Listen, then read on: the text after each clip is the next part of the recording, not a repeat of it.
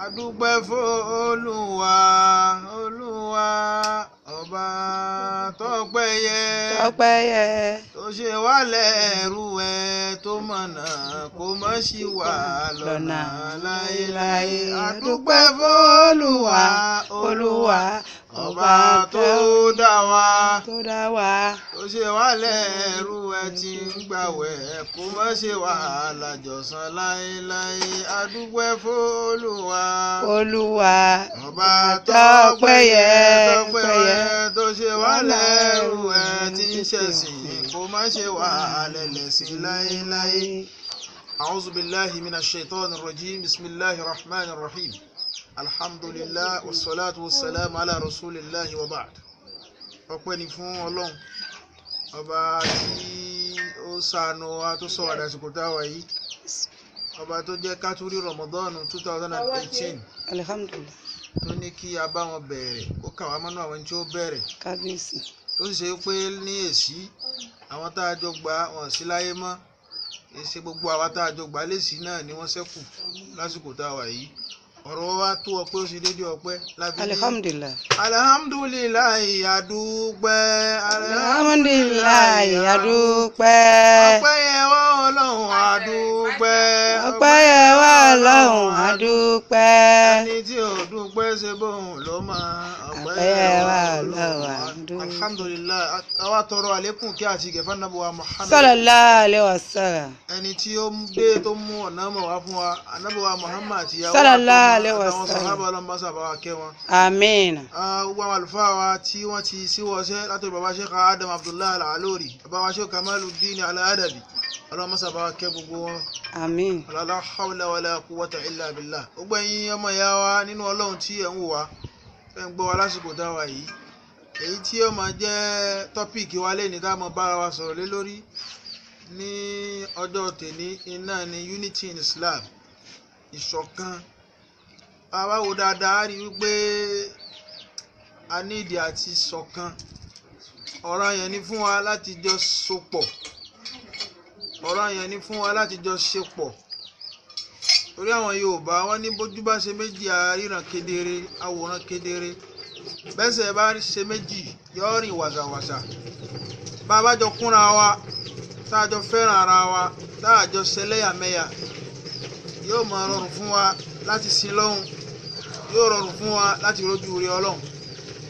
Bá a bá wo inú Al-Qur'an nínú suratu Ali Imran nínú àyà 103, Ọlọ́run fi yé wa, a'udhu billahi minash shaitanir rajim, bismillahir rahmanir rahim. Ọlọ́run ní wa'tasimu bihablillahi jami'an wala tafarraqu. Ọlọ́run ní wa'tasimu bihablillahi jami'an, ẹ sowọ́pọ̀, ẹ ṣọ̀kan pẹ̀lú wípé Ọlọ́run ọba tó ṣẹ̀dá yín, okùn kan tá a lè pe náà l'Al-Qur'an, okùn kan náà ni ẹ̀sìn wa, ẹ̀sìn Islam. Kájọ ṣọ̀kan nínú ẹ̀, ká má yára wa, ká má láwa ní Tìjàníyà, àwọn kan ní Qadiriyya, àwọn kan làwọn Sálàfí, àwọn kan làwọn Ahlus-Sunnah, àwọn kan làwọn tí wọ́n mọ̀ jù, àwọn kan pera wọn Markazi làwọn, àwọn kan Adabi làwọn. Ìkan ṣoṣo nǹkan ẹyọ̀kan tó pa wá pọ̀, òun náà ni al-Islam, la ilaha illallah Muhammadur Rasulullah sallallahu alayhi wa sallam. Ọlọ́run ni wa'tasimu bihablillahi jami'an, wa'tasimu bihablillahi jami'an wala tafarraqu. Ká múra wa lọ́mọ ìyá, ká ṣera wa lọ́kan. Ramadan ló dé yìí, ká má máa búra wa lórí àwọn social media. Àwa tá a jẹ́ mùsùlùmí, káwọn kan mọ́ láwọn ní Ahlus-Sunnah, àwọn tí ò ṣe súnà olórí ibú ni wọ́n, igbá ni wọ́n, àwo ni wọ́n. Káwa náà tá à ń pera wa ní Súfí, káwa náà tá à ń pera wa ní àwọn Ahlu-Tariqa, ká mọ̀ wípé ọmọ ìyá ni wá, àti Súfí àti Sálàfí, gáyà kan náà ni gbogbo wa ń wá. Ìta ń wá iná ní ojú rí Ọlọ́run. In tó pawápọ̀ náà ní gbólóhùn la ilaha illallah Muhammadur Rasulullah sallallahu alayhi wa sallam. Torí pé hajj kan náà, Mẹ́kà kan náà, Kaaba kan náà là ń lọ. Torí pé Ànábì wa Muhammad kan náà la gbàgbọ́. La ilaha illallah kan náà la jọ ń wí. kí wá ló lè ṣe wá tá a fi ń pinra wa yẹ́lẹyẹ̀lẹ ká ṣera wa lọ́kan lọ́lọ́run ọba níbi ń sọ fún wa nínú Al-Qur'an wípé wala takunu kalladhina tafarraqu wakhtalafu min ba'di ma ja'ahumul bayyinat wa ulaika lahum adhabun azim. Ẹ má darapọ̀ mọ́ wọn tani wọn tí wọ́n pinra wọn yẹ́lẹyẹ̀lẹ tí wọ́n gbọ́ra wọn yé lẹ́yìn ìgbà tá a ti mú àlàyé wá fún wọn wípé Ọlọ́run ọba nìkan lọ́ba tí a jọ́sìn fún, kò sí 3 in 1 Ọlọ́run bàbá ọmọ àti ẹ̀mí mímọ́, kò sí òòṣà kan tá a gbọ́dọ̀ máa forí kanlẹ̀ fún. Lẹ́yìn ìgbà tán ti rí àwọn àlàyé yìí, lẹ́yìn ìgbà tá a ti fi hàn wọ́n lẹ́yìn tó fi hàn sí wọn, wọ́n tún ṣe ìyapẹ́ ẹnu, wọ́n pinra wọn yẹ́lẹyẹ̀lẹ. Káwa tá a wá jẹ́ mùsùlùmí tá a wá gbà nípa wahdaniyyatillah wípé Ọlọ́run ọ̀kan ṣoṣo ni, ká má wá pinra wa yẹ́lẹyẹ̀lẹ torí Ọlọ́run fi yé wa wípé irú wọn tí wọ́n pinra wọn yìí lahum yóò máa bẹ fún wọn azabun azim, ìyà Ọlọ́run elétè èrò tó nípọn. Ọlọ́run kó yà wá yarú bẹ́ẹ̀. Ọlọ́run tún sọ fún wa wípé wala takunu minal mushrikina minal ladhina farraqu dinahum wa kanu shi'an kullu hizbin lahum ladayhim bima ladayhim farihun.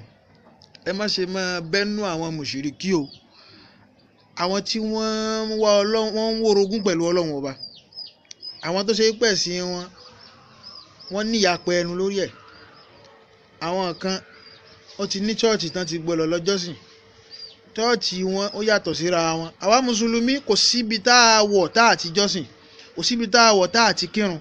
Ká má wàá yẹ̀yẹ́ ara wa, ká má bára wa jà, káwọn tí wọ́n yé ṣe mùsùlùmí ká má wàá ríro àwọ̀, ká má wò pé yẹ̀yẹ́ wọn náà nù ni.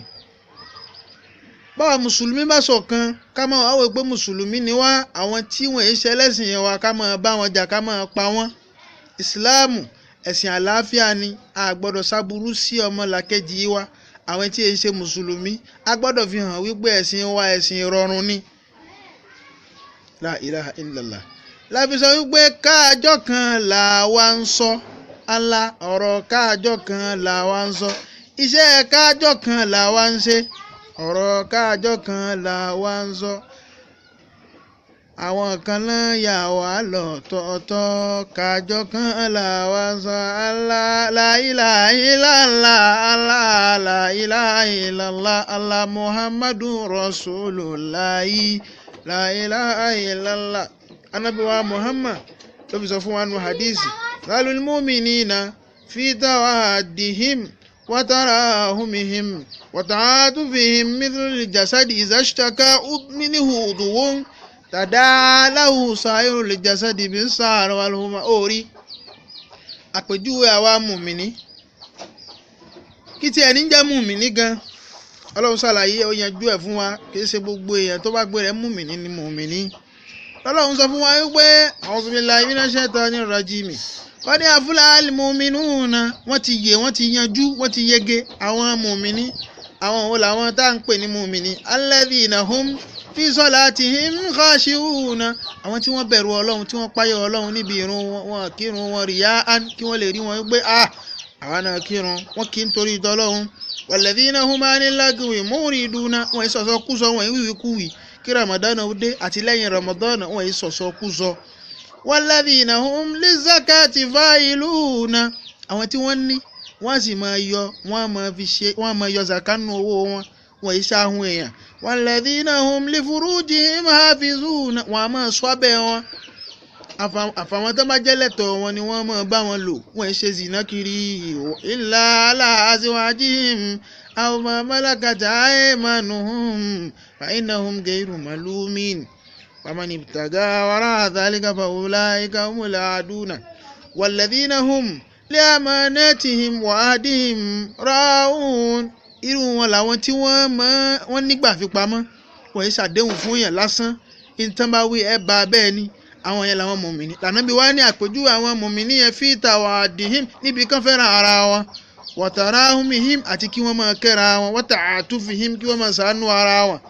Ó dà gẹ́gẹ́ bí ara bọ́dì kan, idha ishtaka minhu udwun, kálí àkàndùn mú yẹn lọ́wọ́ àbíbì kan ó ṣèṣe lára nínú àwọn orígun ara ó dùn páàtì ara dàda aláwòsàn irúlìjàsá di ọmọ rí pé gbogbo ara ní ọmọ fìlì ìrora yẹn àìsùn wọn ò ní lè sùn bẹ́ẹ̀ sì ni ríro ẹ̀ta ìró yẹn yóò máa affect wọn bẹ́ẹ̀ náà làwa mùmínì gbọ́dọ̀ jẹ́ a gbọ́dọ̀ fira wa sí ẹ̀yẹ ibi àwọn mọ̀rìkàzí lélẹ́yìí ó tán wọ́n ṣe mistake àwọn àdàbí lélẹ̀ ìwíkúwìí ló ń wí àwọn tìjàníyà lélẹ̀ àwọn kàdìríyà lélẹ̀ àwọn sálàfí lélẹ̀ mùsùlùmí lọ́lọ́run pè wá mùsùlùmí iná ní ká jẹ́ ká má yára wa lọ́tọ̀ọ̀tọ̀ ọlọ́run kí ó dó tiwa kó wà pẹ̀lú wa kó má fi wálẹ̀ wala la hawla wala quwwata illa billahi al-aliyyil azim wassalamu alaikum wa rahmatullahi wa barakatuh.